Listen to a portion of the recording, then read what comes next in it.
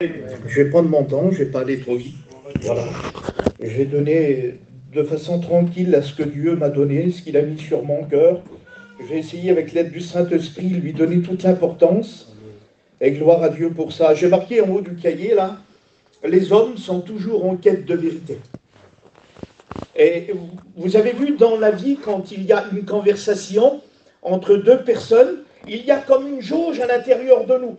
Sans qu'on voit, sans qu'on analyse, il y a quelque chose, une jauge à l'intérieur de nous qui analyse si c'est vrai ou pas. Quand quelqu'un nous dit un discours, il y a comme une petite jauge à l'intérieur, là, on scrute les mots. Et si c'est pas réel, si c'est pas des mots de vérité, tout de suite, il y a notre conscience qui nous reprend et qui va nous faire comprendre que c'est pas la pleine vérité. Et l'être humain, il a dans son cœur ça. Et puis du coup, le monde est monde, et bien, à chaque fois qu'il y a un petit domaine, un petit discours, directement on se met à analyser si c'est vrai ou pas. Et puis c'est comme ça, j'aimerais vous parler de la vérité. Amen. Amen. Et puis c'est Pilate qui l'a dit, qu'est-ce que c'est que la vérité? Qu'est-ce que la vérité? C'est quoi, en réalité, c'est quoi la vérité? Et puis je regardais un petit peu, regardez ce qu'il dit le dictionnaire de la vérité. Il dit c'est un acte à laquelle que l'esprit peut donner son accord ou son approbation. Quand on écoute la vérité, on est en accord avec la vérité. Vous avez vu quand une personne nous parle et puis qui dit la vérité, on est d'accord avec lui. Mais si quelqu'un nous parle et qui raconte des mensonges, automatiquement on va dire quel menteur. Quel menteur. Je ne peux pas croire ce qu'il a dit. Mais quand on écoute la vérité, on est en accord de nous-mêmes, même qu'on n'est pas chrétien. On écoute, on dit c'est vrai ce qu'il dit, j'y crois. Et puis j'aimerais vous dire les valeurs de la vérité. Amen. Pas tous, parce que je ne pourrais pas tout rémunérer, mais il y a des valeurs dans la vérité. J'ai marqué ça, moi, la vérité, elle a la qualité d'être vraie.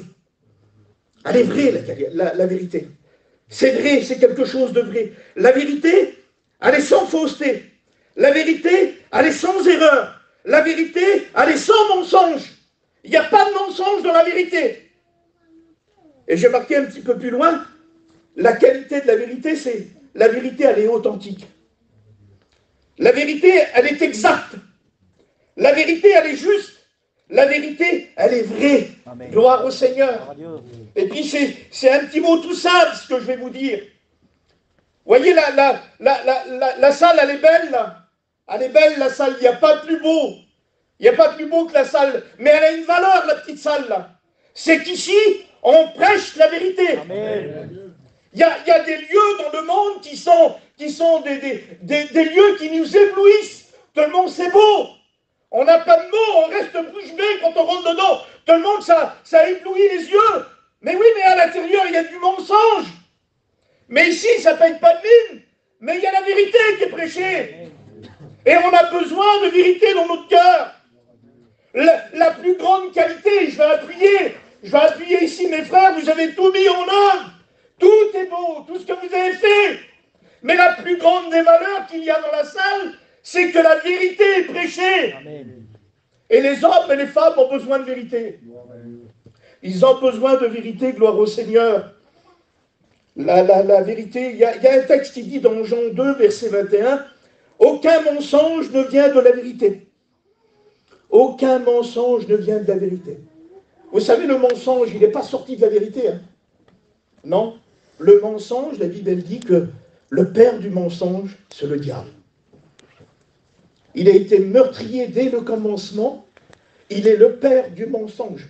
Le premier menteur, le premier qui a roulé les gens, le premier qui a fait à sa façon et qui l'a fait dans une intérêt, c'est le diable. Il a menti. Il a été meurtrier dès le départ. Et qu'est-ce qu'il veut, le diable? Il veut nous mentir. Toujours nous avoir avec des mensonges. Mais la Bible, gloire à Dieu, elle est la vérité. Amen. Elle est entièrement digne d'être reçue. Alors vous êtes avec moi? Amen. Je voudrais donner la valeur à la vérité, Seigneur, comment faire? J'espère que votre cœur est attentif dans le message. Il y a tellement de mensonges aujourd'hui. Où on va, il y a des gens qui essayent de nous mentir, il y a des pagnots qui clignotent et puis qui s'essayent par tous les moyens d'attirer notre attention, nos cœurs, nos regards, nos pensées. Et bien souvent, ils le font avec des mensonges. Il y a dans 2 Pierre 2, verset 2, il dit ça, il est dit, à cause de certains hommes, la voie de la vérité sera discréditée. Par amour de l'argent, ils vous exploiteront avec des histoires de leur propre invention. Oui, il y a des hommes dans la vie, ils inventent des histoires parfaites, des mots qui nous plaisent, des mots qui vont toucher un petit peu notre intelligence. Ils inventent ça pour nous rouler derrière, pour nous mentir. Et puis je regardais ça, moi, le mot discréditer, il signifie diminuer la valeur. On vit dans un monde où les gens du monde veulent diminuer la valeur de la vérité. Ils veulent enlever comme si que c'est pas important la vérité. Un peu de vérité puis un peu de mélange. Non mais ça va pas. Ça va pas, on vit dans un monde qui veulent nous diminuer la valeur de la vérité, mais j'ai marqué ça. Nous disons ce que Paul a dit dans Éphésiens 4, 21, la vérité est en Jésus. Amen. Même si le monde veut faire croire qu'il n'y a pas de vérité, si, il y a la vérité. Et la vérité, c'est Jésus-Christ. Et il voudrait te faire connaître sa vérité. Il voudrait te faire connaître sa vérité. Gloire au Seigneur. Amen. Alors je vais rentrer dans le message maintenant. Vous savez, c'est très complexe de prêcher l'évangile. Mais gloire à Dieu, la parole de Dieu, elle est là pour nous éclairer. Et puis je ne vais pas avoir de gêne pour le dire. Tant pis si je mets du temps, mais vous allez comprendre. Vous savez, peut-être que ça ne concernera pas tout le monde, hein, mais certainement qu'il y a des personnes que ça les concerne. J'aimerais vous parler des 7 meilleurs slogans du monde. Il y a quelque temps qu'il me poursuit ce message-là. Et on dirait que le Seigneur me le remet constamment à cœur. Les 7 slogans les meilleurs du monde. Il y a des gens qui ont inventé des slogans. Et un slogan, regardez, c'est marqué, je l'ai marqué ici. Un slogan, c'est une phrase publicitaire faite pour inscrire dans l'esprit des gens le nom d'un produit ou d'une marque. C'est ça un slogan. C'est une mini-publicité. Mais quand on voit le mini-mot de la publicité, là, on voit toute la marque qui découle derrière. On sait de qui il parle. Et puis tout le monde connaît la fameuse slogan de McDonald's. Venez comme vous êtes. C'est ça le slogan de McDonald's. Hein? Venez tel que vous êtes. Venez comme vous êtes. Puis il y a un homme qui a inventé ce slogan-là. Il s'est mis chez lui, quand il l'a marqué, certainement il a dit il faut qu'on touche le maximum de public. Alors pour que tout le monde vienne, on va dire venez comme vous êtes, parce qu'il y a des riches qui peuvent venir, il y a des pauvres qui peuvent venir. Et puis c'est le slogan de McDonald's. Oui, mais je vais vous faire comprendre quelque chose. Cet été, il y a un garçon qui nous a expliqué. Il a fait une petite expérience. Il était au McDonald's et devant, il y avait un clochard. Et puis les gars âgés du McDonald's, ils refusaient de le servir parce qu'il était mal vêtu. Alors je me suis dit dans mon cœur, moi, le slogan McDonald's, il est mensonger. C'est un slogan qui n'est pas vrai. Il est bien attirant, mais ça reste un slogan il y a du mensonge à l'intérieur. Et puis il y a un deuxième slogan. Vous voulez le connaître? Vous voulez le connaître, les sœurs? C'est le slogan L'Oréal. Parce que nous le valons bien. Vous connaissez le slogan? C'est le slogan du cosmétique. C'est le maquillage. Dans le slogan qui a été inventé là, c'est pour mettre dans la tête des gens, une personne aller chez elle, elle a les 1000 soucis, et parce qu'elle voit le petit slogan de L'Oréal, parce que nous le valons bien, ça fait un déclic dans la tête, et on se dit, puis après tout, je le vaux bien. Alors je vais m'acheter du maquillage, puis je vais me maquiller, ça va aller mieux. Mais je te rassure tout de suite, si tu as un souci dans ton cœur, si tu as un souci dans ton foyer, si tu as un souci dans ta vie, même que tu pourrais te mettre du maquillage du pied à la tête, ça n'arrangera pas les choses. Alors c'est encore un slogan mensonger. Vous comprenez ce que je veux dire? C'est un slogan qui ne tient pas debout. C'est pas la vérité. Et puis il y a un autre slogan, moi, et puis comme je le regarde, je suis intéressé un petit peu. C'est le slogan d'Air France. Le slogan d'Air France, c'est celui-là. Faire du ciel le plus bel endroit de la Terre. Vous savez, c'est faire du ciel le plus bel endroit de la Terre, c'est les voyages. S'évader pour un temps. Comme si de prendre l'avion, là, de se payer un petit loisir de voyage, que quand on part ailleurs, qu'on oublie toute la misère. Ça y est, tout va bien, on vit dans le bonheur, on est à la plage, on est sous les palmiers. Non, mais c'est pas vrai encore. C'est pas vrai, parce que même que tu quittes Cône, tu prends l'avion et tu vas, je sais pas, aux Bahamas, ben regarde autour de toi, il y a de la misère aussi. Il n'y a pas le bonheur. Alors c'est pas le plus bel endroit du monde de prendre l'avion. C'est encore un slogan mensonger. Et puis il y en a un autre. Vous êtes toujours là? Amen. Il y a le slogan pour les Mars. Avec un Mars, ça repart. On mange une petite barre chocolatée, puis ça y est, notre vie repart. On reprend du courage, comme si ça se fait vrai. Soyez dégoûtés, puis assis sur une chaise, que vous pleurez, vous avez les 1000 soucis du monde, vous avez votre cœur qui est meurtri, cassé, brisé, et puis vous allez manger un Mars, et puis ça va repartir. Ça ne tient pas debout, c'est du mensonge. Vous pouvez manger tous les chocolats du monde. Si vous avez un souci, ça ira pas mieux. Ça ira pas mieux. Il y en a encore un autre. Et celui-là, ça va être le dernier. Après, je vais vous parler d'autre chose. Il y a le slogan de l'assurance MMA. Zéro blabla, zéro tracas.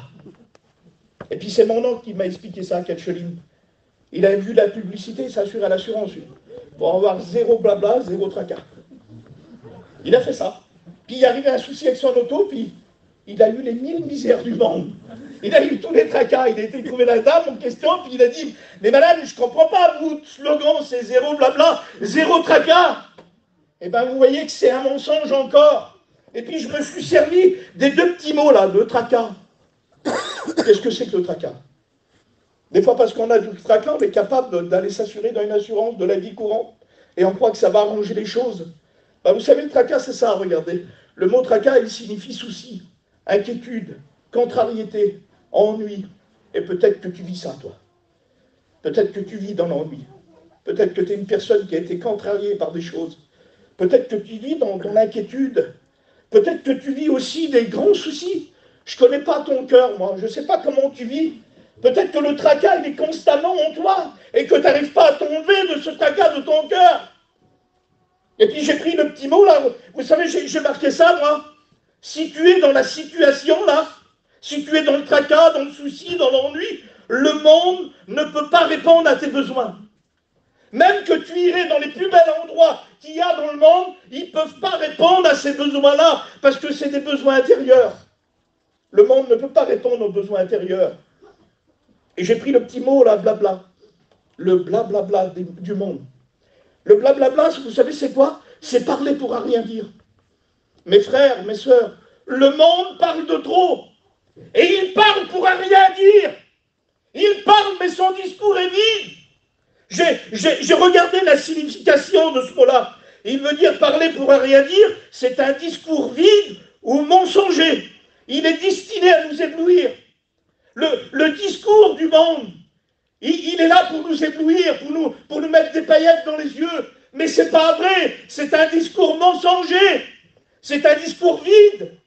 Mais vous allez me dire, dans la Bible aussi, c'est marqué. C'est pas par des discours persuasifs, l'apôtre Paul dit. Il dit, c'est par une démonstration de l'esprit. Amen. Chez nous, il y a le discours, c'est vrai. Mais il y a des actes derrière le discours. Il y a la démonstration de l'esprit. Amen.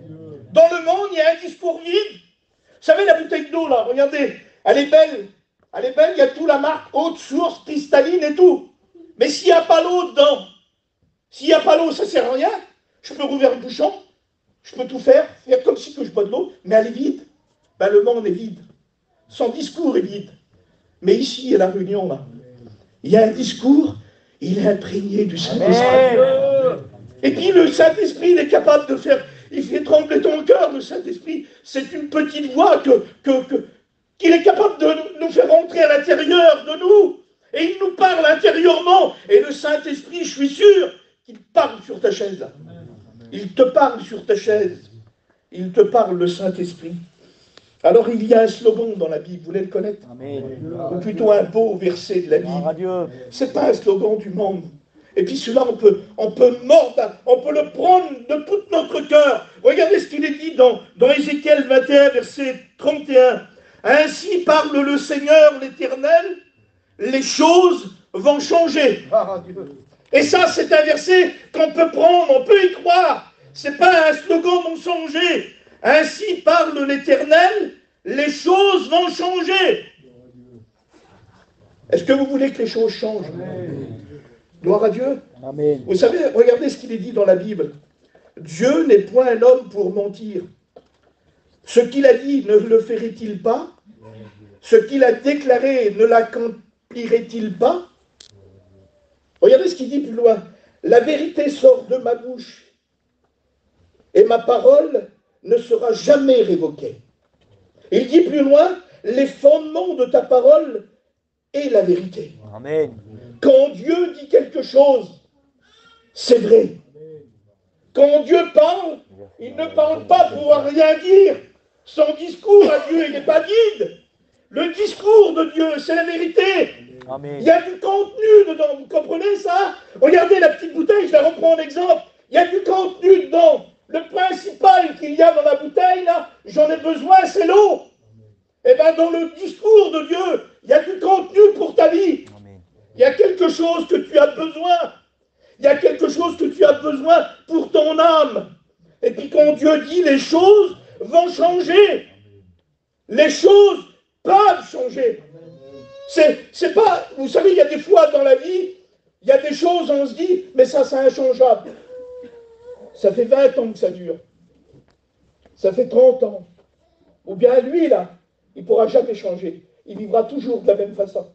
Ou elle, là, c'est pareil. Et puis, de toute façon, mon foyer, c'est une catastrophe.